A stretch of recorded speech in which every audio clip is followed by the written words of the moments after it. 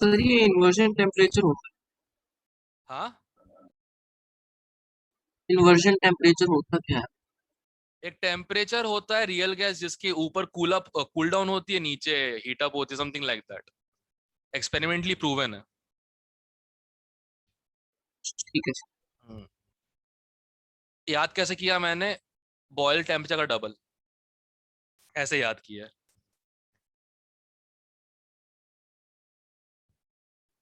यार just telling one thing, ये सब फिजिक्स केमिस्ट्री में क्यों नहीं हुआ लास्ट ईयर? और किसने कुछ बोला क्यों नहीं? कभी क्वेश्चंस तो किए होंगे किसी किताब से, ऐसे एन अवस्थी में ये सब क्वेश्चंस थे, Joule Thomson and all this things. Why could none of you actually ask in class? NOC +2 में की है सर। हाँ यार, कोई कंप्लेंट डाल रहा था यार लास्ट ईयर जब मैं तुम लोगों को बैच, जब तुम लोगों को मिला था, कि पहले तो अच्छी अच्छी किताबें कराते थे गौरव सर, और कहते हैं अमोल सर जब से आए कोई किताब ही नहीं करवाते। एक मिनट, एन अवस्थी सबसे ज्यादा डिस्कस मैंने ही किया ना, मतलब मैं एक मिनट एक गुमान में रह रहा हूँ बस, मैं फिर ही पूछ रहा हूँ। I think I am the only one who made you guys do an Awasthi and discuss it properly, right? Yes sir. गजब यार। तभी सोचूं, कहते हैं ये हो क्या रहा था अचानक। फीलिंग वाले लोग भी थे क्या क्लास के अंदर? तभी सोचूं क्या हो रहा था। अच्छा अच्छा, अब ठीक है।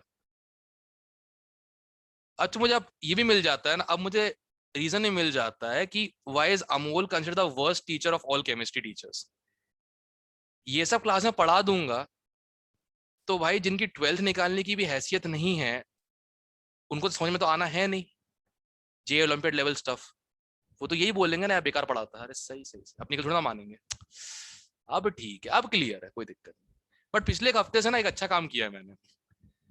मैंने बोला मस्त रहो मस्ती में, आग लगे बस्ती में। मैं तो पेल के पढ़ाऊंगा, रिजल्ट निकालूंगा, जब रिजल्ट आ रहे तो निकालूंगा उससे रिजल्ट, सिंपल सी बात। मुझे परवाह नहीं करनी चाहिए कि यार इतना लेवल नहीं है स्टूडेंट तो ये पढ़ाना नहीं चाहिए क्लास के अंदर, ना ना। मुझे नींद नहीं आती उसके बाद, चाहे मुझे खुद पढ़ के पढ़ाना पड़े, कुछ ऐसी चीज हो, आई डू इट। बहुत कुछ सीखा है पिछले 3 साल में, derivation of delta T B delta T F, ठीक है। फिर कौन सा था यार वो कार्नोट साइकिल, पूरा दोबारा सही से किया 11 12 लेवल वाला। वो तो इंजीनियरिंग वाला तो आता ही है मेरे को। इतना कुछ करना पड़ा, बट उससे एक अच्छा लगता है, सेटिस्फेक्शन रहता है कि हाँ यार कुछ नया आ तो गया फाइनली, कोई दिक्कत नहीं है।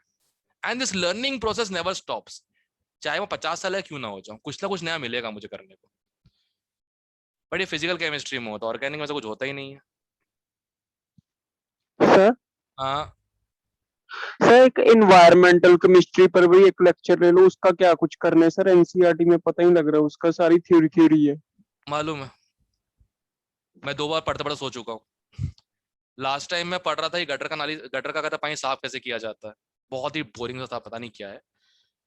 फिर मैंने कॉम्प्रोमाइज किया कि यार एक क्वेश्चन का ही है टॉपिक। एंड तुम लोग अभी तक यूट्यूब पे कितने वीडियो देख चुके हो एनवायरमेंटल केमिस्ट्री के? 0। जीरो ना? मैं 25 देख चुका हूँ, जीरो। जिसमें एक सानवी की सिस्टर भी है, उसका वीडियो भी देखा एनवायरमेंटल केमिस्ट्री का। यार वही लग रहा था कि यार ये कुछ तुर्क तर्क बन नहीं रहा किस उसमें, किसी भी तरीके का। एटमॉस्फेयर में ओजोन, ओजोन का होल कर रहा हमारी जिंदगी में होल।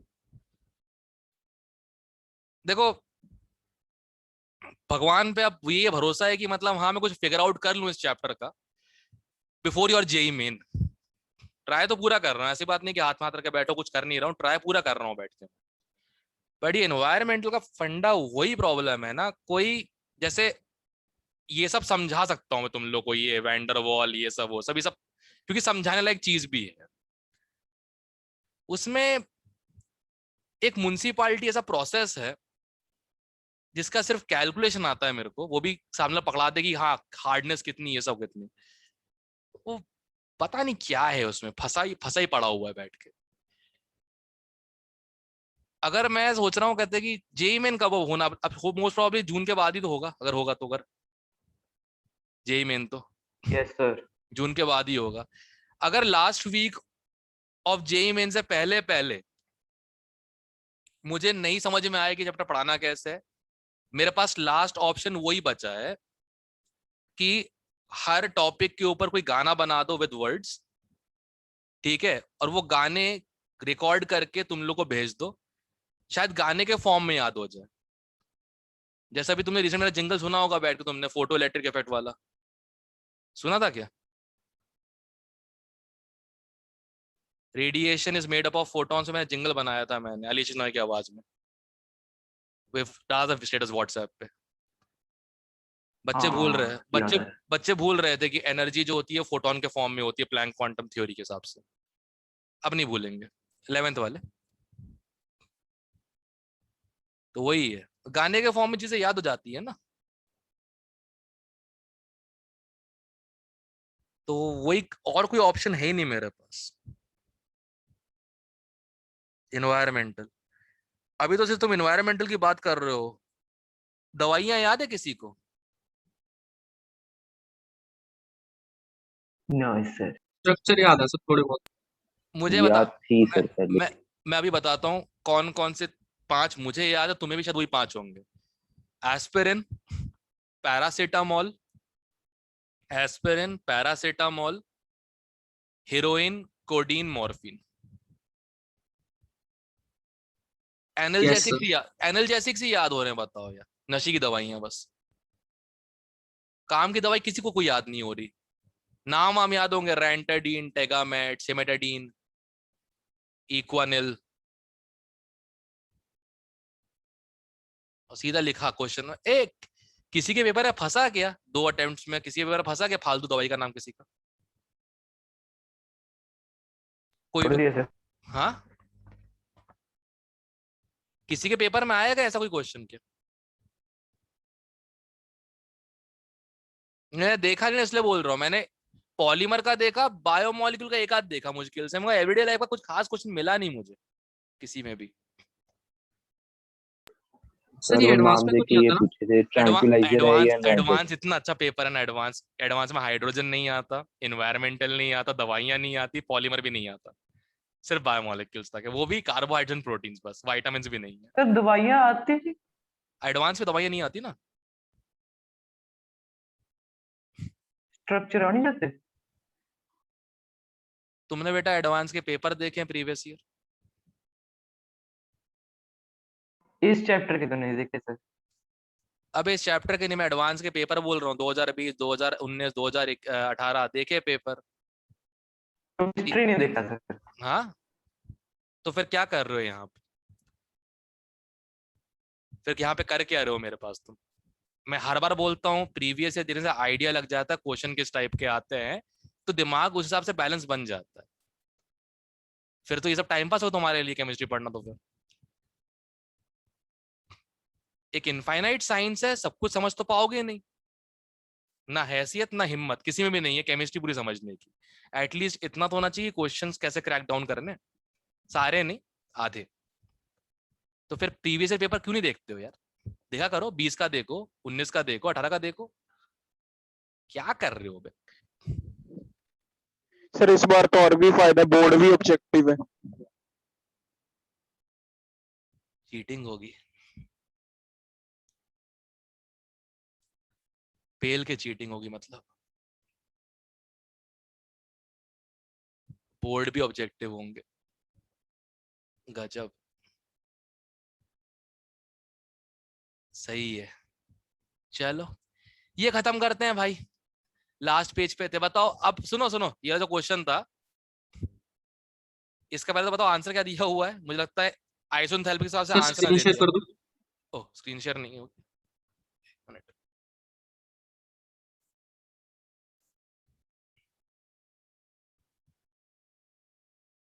7, पहले क्वेश्चन लगा दूं मैं।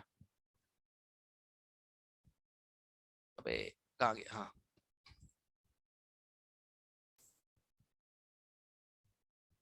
क्या दिया है आंसर चेक करो।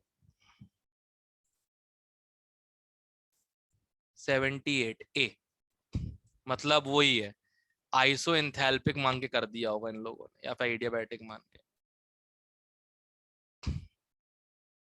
जूल थॉमसन एक्सपेरिमेंट में एक्सपेंशन आइसो एंथैल्पिक है, एडियाबैटिक नहीं है। द क्वेश्चन की वर्डिंग में रॉन्ग है, मतलब ये सही लिखा है बिल्कुल, ठीक है।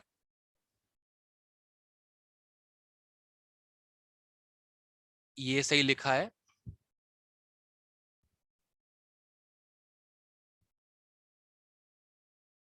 और हाँ, इसकी जगह होना चाहिए आइसोएंथैल्पिक, ये वर्ड होना चाहिए। हाई प्रेशर से लो प्रेशर गया हाइड्रोजन गैस, सराउंडिंग कूल होती है तो गैस हीट अप हो जाती है, ये भी सही लिखा है। और मैंने रीजन बताया था अभी थोड़ी देर पहले ही, क्योंकि रूम टेम्परेचर के इन्वर्जन से ऊपर होता है, उस बेस पे सही है। बट वो word adiabatic is wrong, adiabatic होना चाहिए, इट्स आइसोएंथैल्पिक, ठीक है। क्वेश्चन तो अच्छा था, बस जिसको नहीं पता होगा कि डिफरेंट चीजें होती हैं। जैसे तुम लोगों को मालूम है ना, आइसोएंथैल्पिक एडियाबैटिक इज कम्प्लीटली डिफरेंट, है ना। डेल्टा एच जीरो होने का मतलब ये बिल्कुल नहीं होता कि क्यू भी जीरो हो गया तो लक है, बट ये दोनों आपस में रिलेटेड नहीं है। ये टोटल थर्मल एनर्जी कंटेंट होता है सिस्टम का चेंज, और ये होता है हीट रिमूव्ड और एडेड, दोनों अलग है। ये सिस्टम की प्रॉपर्टी है, सिस्टम में ऐड सब्ट्रैक्ट होने वाली प्रॉपर्टी है, ठीक है। अगला थर्मो पढ़ाना पड़ेगा ना। नहीं थर्मो नहीं, सुनो, मैं सोच रहा हूं 1 जून को, ट्यूसडे है ना, 1 जून को यस पी ब्लॉक पढ़ते हैं, स्टार्ट करते पी ब्लॉक ग्रुप 13 से, बोरॉन की फैमिली से। ठीक है सर। पहले तो अपने जिंगल बता दूंगा तुम लोगों को कैसे कैसे चीजें याद रखनी है, फिर थोड़ी थोड़ी बता दूंगा और कुछ इंपॉर्टेंट रिएक्शंस, ठीक है। उसके बाद ईश्वर पर भरोसा रखना, कुछ उसी में से आ जाए। वैसे तो अब तक लक अच्छा ही रहा है, कुछ ना कुछ आया है तो कहीं ना कहीं पढ़ाई हुआ था इसलिए आ गया। लक होता है ना कि सब्जेक्टिव एग्जाम में क्वेश्चन आ गया था किसका, वो SF6 हाइड्रोलाइज नहीं होता, क्यों नहीं होता, और वो किसी के पेपर में रिपीट हो गया था, इनमें से कौन सी चीज हाइड्रोलाइज नहीं, उसमें एक ऑप्शन SF6 भी था। भाविक तेरे पेपर था शायद, राइट? इंटीजर में था तो। हाँ इंटीजर में था। तो यही है, लक के सहारे ही है इनऑर्गेनिक में तो। 83 तक कोई और है? सर अगर dt by dp less than 0 हो तो गैस कूल होगी या हीट? गैस कूल होगी, सराउंडिंग हीट। सर 82। क्या है, एक मिनट ये मिटा दूं पहले।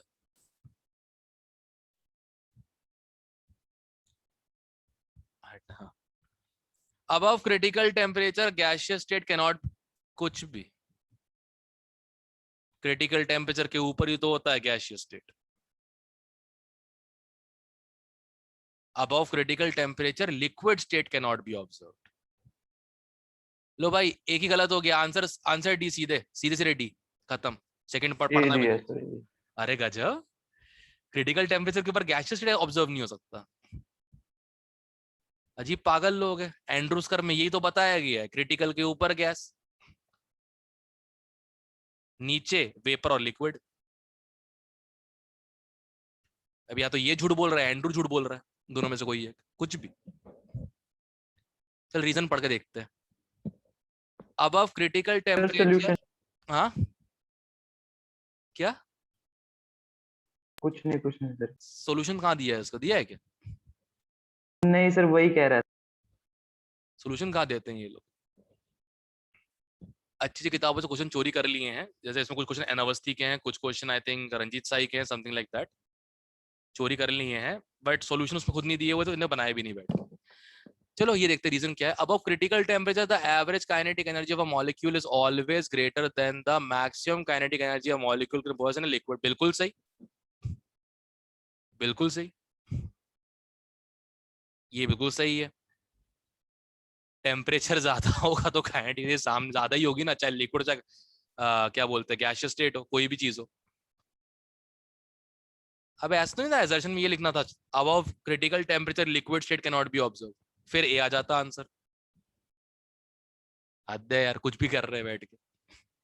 ना भैया, ए तो बिल्कुल नहीं है, असर्शन ही पूरा गलत है अगर ये स्टेटमेंट है तो। और कोई? सर रीजन भी करेक्ट, एक्सप्लेनेशन तो नहीं है उसकी, अगर लिक्विड भी नहीं, बिल्कुल सही है। देखो, कोई पार्टिकल अगर उसकी काइनेटिक एनर्जी लिक्विड स्टेट से बहुत ज्यादा है, वो लिक्विड स्टेट के अंदर एग्जिस्ट नहीं कर पाएगा, it will move out, right? ऐसी तो होता है vaporization. Yes sir. And higher kinetic energy वाले गैस पार्टिकल्स को तुम कभी भी लिक्विड में डिसॉल्व नहीं कर सकते हो, हेनरीज लॉ। करेक्ट?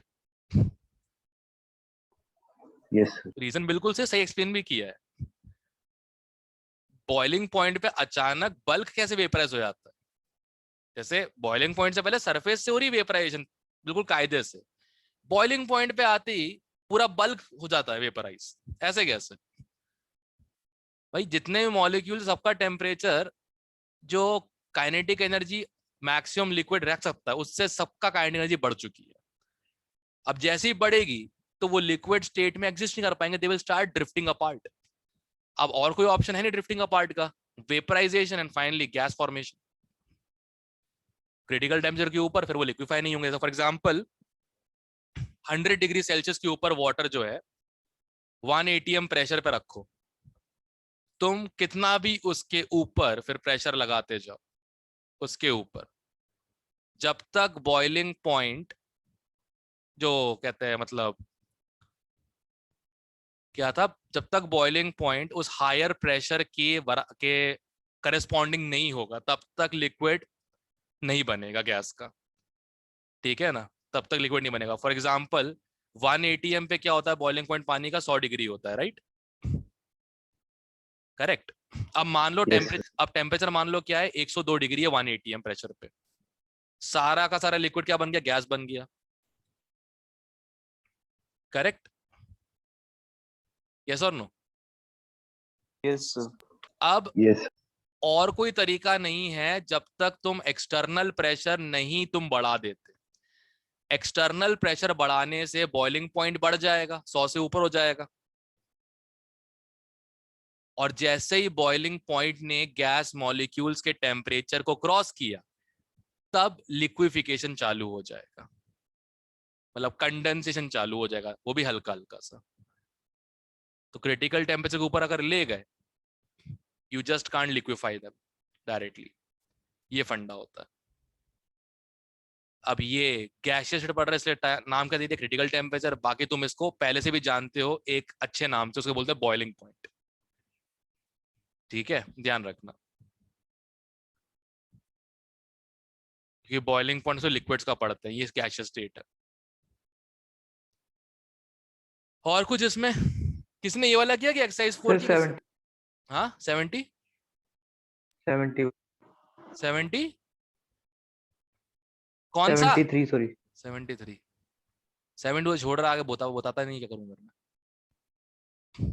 वो पहले रह गए सर गलती से। गुड।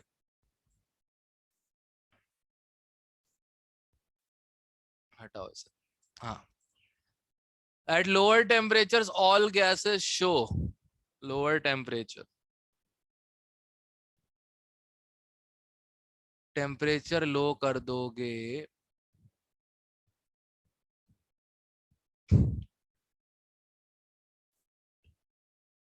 सोचना पड़ेगा। फ्रैक्शन बढ़ वो नहीं सोचा, कुछ और सोच रहा बैठ के मैं।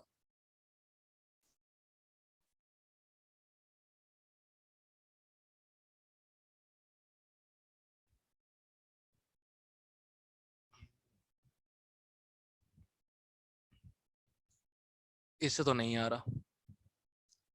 ये तो अलग अलग कंडीशन हो गई, हाई प्रेशर लो प्रेशर। अपन एक नॉर्मल कंडीशन लेते हैं। Let's take a very normal condition.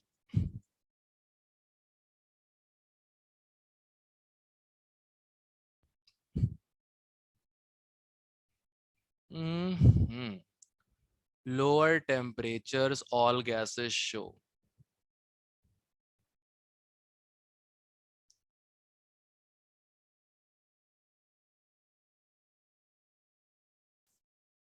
Expression तो नहीं आ रहा। एक लॉजिक मेरा ये लग रहा है इसमें कि लोअर टेम्परेचर पे कोई गैस होती है उसे कंप्रेस करना इजी होता है, राइट? ठंडी गैस को कंप्रेस करना इजी होता है, यस और कंप्रेस करना इजी मतलब z less than 1 negative deviation. Check करना आंसर। लॉजिक लगाया, बाकी मुझे पता नहीं क्या मेरा लॉजिक सही है कि नहीं है। ए ही दिया सर। हाँ, क्या दिया है? ए ए ही दिया है। लॉजिक तो लगा दिया मैंने, but I am not confident कि मेरा लॉजिक सही है कि नहीं है, क्योंकि टेम्परेचर के साथ डेविएशन फर्स्ट टाइम सुन रहा हूं मैं इसमें। किसी और कोई लॉजिक लगा किसी का? सर वही सर, अट्रैक्शन बढ़ जाती है तो नेगेटिव डेविएशन है। मतलब तो वही हुआ कि मतलब, अच्छा हाँ सही तो है। हाँ right right right, you just added value to my word.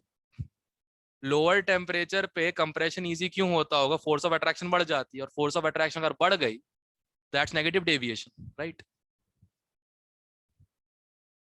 Thanks यार जसनूर। सर हाइड्रोजन हीलियम को भी कर सकते हैं, हाँ, हाइड्रोजन हीलियम को भी कर सकते हैं लोअर टेम्परेचर। हाइड्रोजन होता है लिक्विफाई लोअर टेम्परेचर पे, रॉकेट फ्यूल, हाँ ठीक फ्यूल है, सेल ओके। एक सर 68। लिक्विफाई हो जाता है, क्या दिक्कत है उसमें? 60। 68 इनमें सबसे बड़ा डी ए में बता दो। हाँ, डी और ए। यार एक ए तो फोर्स ऑफ अट्रैक्शन पैरामीटर होता है, राइट? ए तो फोर्स ऑफ अट्रैक्शन पैरामीटर होता है, यस और नो? यस ध्यान से देख, यस सर। ए तो दिया ही लिक्विड स्टेट में, ए तो इन्हें दिया ही लिक्विड स्टेट में, और गैसेस पूछा है। ये क्या मजाक है बे? Sorry sir. नहीं वो ठीक है, गैसेस पूछ के लिक्विड स्टेट क्यों देकर रखा है इन लोगों ने? ये अच्छा मजाक है क्वेश्चन के नाम पे इन लोगों का। मतलब ये देखो क्वेश्चन सर, तो पढ़ो, आंसर क्या होगा इसका? कंसेप्ट सिंपल है, greater the size more the value of A, काम वो तो सिंपल है। ए आंसर और तो बी, ए ऑप्शन तो रिजेक्ट ही हो जाएगा, गैस ही हाँ नहीं है। हाँ वही, फिर उसका साइज देख लेते हैं बस, that's it.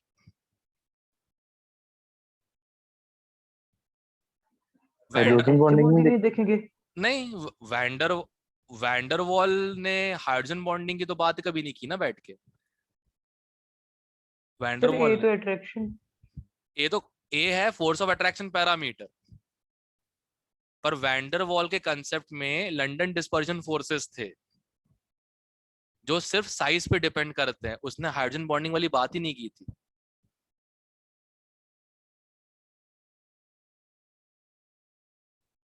He never talked about hydrogen bonding.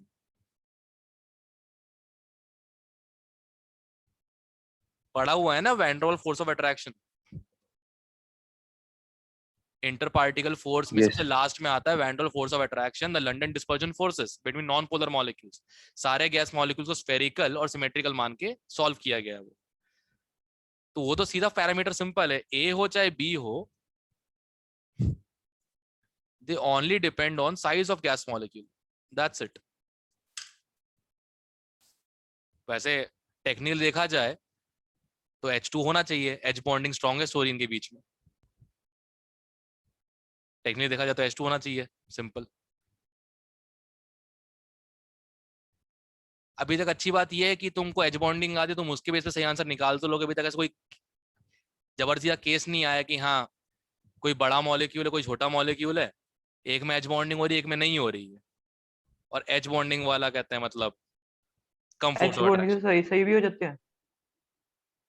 H bonding अभी तक मेरा एक भी गलत नहीं किया, मेरा लक अच्छा रहा है, तुम देख लो। मैं तो बोलता हूँ इसको स्ट्रिक्टली फॉलो करना।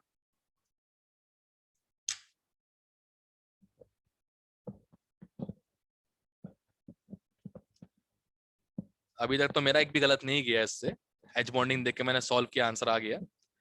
बट वैंडरवॉल ने कभी हाइड्रोजन बॉन्डिंग का जिक्र भी नहीं किया था, तो don't take that risk.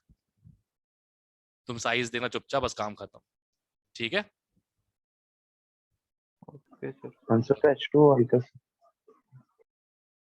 Answer का H2 दिया होगा, चेक करो। Yes sir. साइज बड़ा भी होता है CO2 से उसका, H2O का। सर पक्का? भाई पक्की बात है, H2O का वैन डर वाल रेडियस CO2 से ऊपर आता है। एटॉमिक साइज नहीं NH3 का भी ज्यादा ही होता है फिर CO2 से। NH3 का CO2 ज्यादा होता है, हाँ। तभी तो CO2 बहुत ही लो टेम्परेचर पे सब्लिमेट होती है। मैंने CO2 को भी लिक्विड बनता देखी भी नहीं आज तक। वाह, CO2 भी रिजेक्टेड, CO2 भी रिजेक्टेड। CO2 सब्लिमेट होती है, लिक्विफाई तो होती नहीं है। गजब है यार।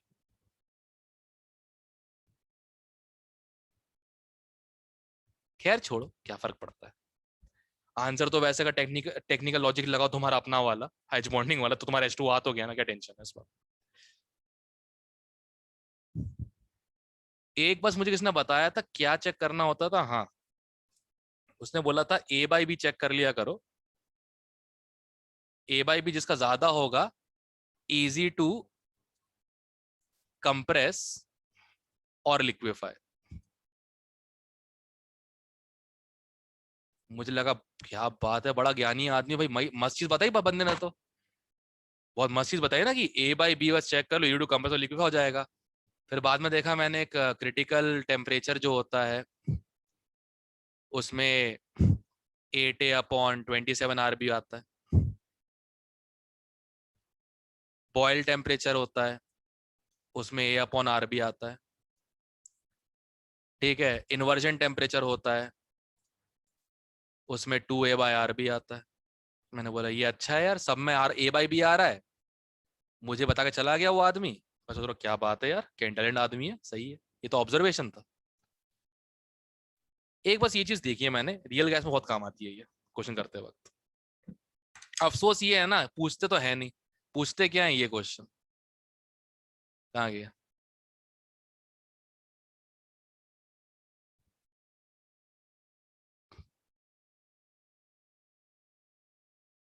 ये देखो, ग्राफ पढ़ के बताओ कौन सा सही कौन सा गलत, ये क्वेश्चन आता है। ये मैच द कॉलम आता है, और साइड में ग्राफ दिया है, देखो तुमको तुम्हारा देख के आंसर तुम लोग को आ जाएगा। ध्यान से देखो, तुम्हारे देख देख के तुम्हारे आंसर पिछली आ क्लास जाएंगे। में कराया था सर आपने। हम्म, अब यही तो मैं कह रहा हूँ। क्वेश्चन जब पूछते तो क्वेश्चन ऐसे पूछ रहे होते हैं बैठ के। ऐसा भी क्वेश्चन देखा ही नहीं मैंने कि मतलब हाँ A की वैल्यू दी है, B की वैल्यू दी है, बताओ कौन सबसे इजीली कंप्रेसिबल, कौन डिफिकल्ट टू कंप्रेस, कौन ये वो सब। ये देखो, ये क्वेश्चन है 89 में, क्या पूछा गया है, सबसे आराम से कौन लिक्विफाई हो सकता है इनमें से, O2 N2 NH3 और CH4 में से। A की वैल्यू चेक कर लो, ये लो किसका आ रहा है, ये 4170 उसका, NH3 का। चेक करो आंसर NH3 होगा इसका। यही है, पढ़ाते तो बहुत कुछ है, रियल गैस में आता कुछ भी ढंग का नहीं है।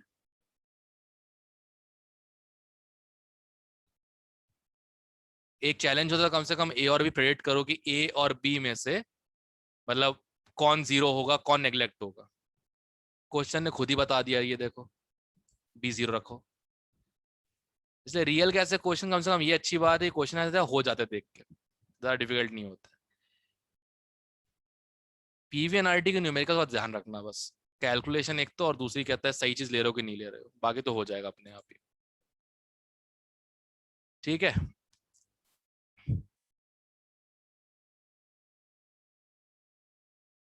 अब सुनो,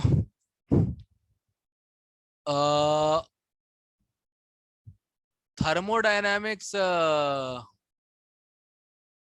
का असाइनमेंट भेज दूं फिर मैं, थर्मो का असाइनमेंट, कि आई थिंक भेज चुका हूं मैं पहले, थर्मो का। हम्म, ये सेम यही वाला।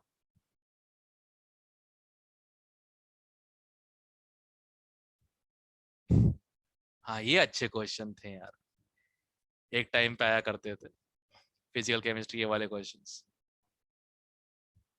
एक इस चैप्टर के अच्छे आते थे, एक आयनिक के, और एक और चैप्टर है काइनेटिक्स। इनके अच्छे क्वेश्चन है सब्जेक्टिव में, मतलब ये नहीं कि धक्केबाजी कर रहे हो बैठ के बस। अब तो देखो ऐसे क्वेश्चन आते हैं, PV&RT लगा सॉल्व करो बैठ के। तो थर्मो का मैं असाइनमेंट तुम लोगों को भेज देता, तुम लोग थर्मो का असाइनमेंट तुम लोगों को मैं उस पे, ठीक है, कोई चैट पे भी डाल देना, जिसको करने का मन करे कर लेगा वो। अपन थर्मो की एक्सरसाइज का E3 डिस्कस करते हैं अगले संडे, और 1 जून चालू करते हैं अपन लोग पी ब्लॉक एलिमेंट्स का रिवीजन। ट्यूसडे को और कोई क्लास है क्या मेरे अलावा? मैथ की होगी सर। 4:30? सर 11। 11 o'clock है? 11 o'clock है? Yes sir. यस। तो फिर तो सुबह हो जाएगी, मेरे पास आराम में टाइम है इवनिंग वाला, फिर तो दिक्कत ही नहीं है।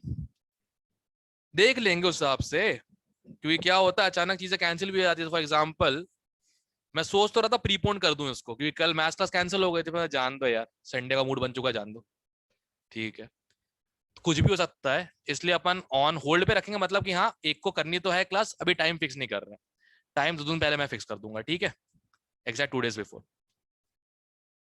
भाई ठीक ग्रुप है में तो सर। ऐड कर दिया है, नोटिफिकेशन मिल जाएगा, तुम लोग टेंशन ही नहीं है बिल्कुल, ठीक है।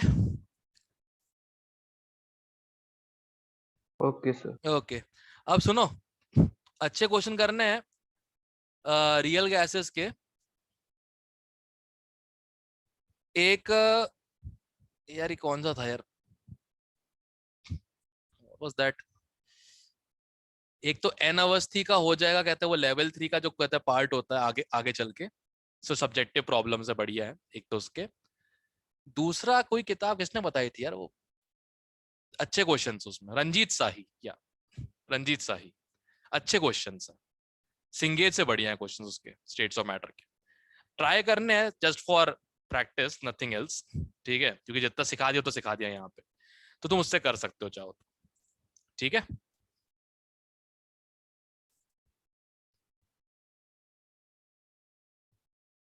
क्लियर है? Yes sir. Okay, yes sir.